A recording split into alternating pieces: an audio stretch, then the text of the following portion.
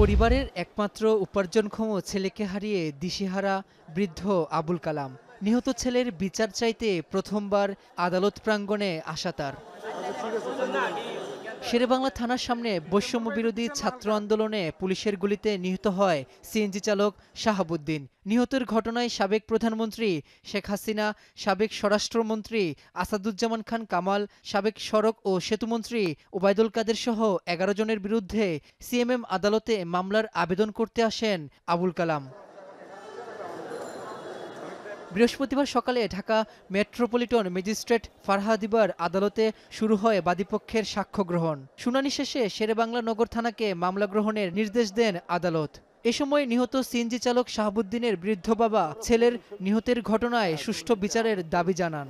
Police ২০টির মতন গুলি ছাড়ছে, ওই গুলি এখানে করিয়া লগে ডেট বুঝি লইয়া গেছি, মাটি মুড়ি দিয়ে দুটা বাচ্চা তুই গেছে, এই যে বাচ্চার মাও আছে এখানে।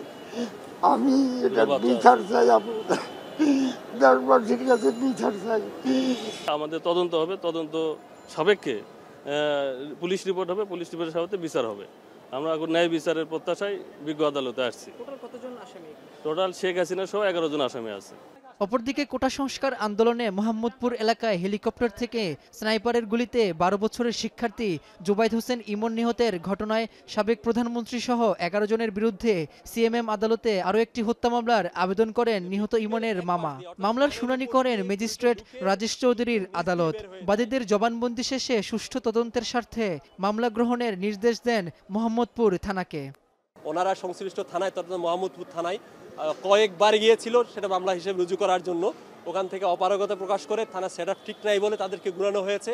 তার বাধ্য হয়ে তারা আজকে আমাদের মাধ্যমে এসে বিজ্ঞ মহানগর আমার সিএমএম আদালতে ৯ নম্বর কোর্টে, রাজেশ স্যারের কোর্টে আমরা সিএর মামলা একটা ফাইল করি।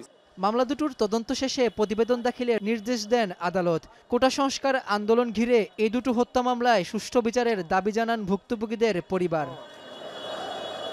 রাব্বি হোসেন, এখন, ঢাকা।